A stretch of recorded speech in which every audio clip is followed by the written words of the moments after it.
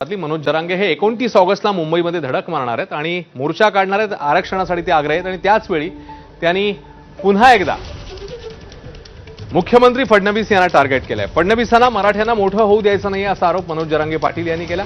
काही झालं तरी आपण मुंबईत येणारच असंही त्यांनी जाहीर केलंय. त्यांच्या विरोधात ओबीसी नेते लक्ष्मण हाके आता मैदानात उतरले आहेत. आरक्षणातलं जरांगेंना काय कळतंय असा टोलाही जरांगेंना हाकेंनी लगावला.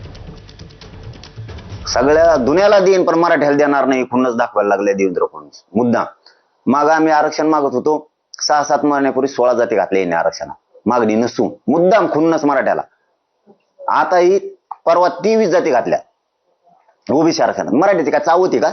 नुसते प्रचार करायला लागतात का? मराठी सत्यावर आणायला फक्त लाजा वाटू द्या आता मराठ्यांना सुद्धा. किती कळतंय जरा गेला यादी वाचून दाखवा ना. ती जी यादी आहे ती ओबीसी मधल्या जाती उपजातींची आहे.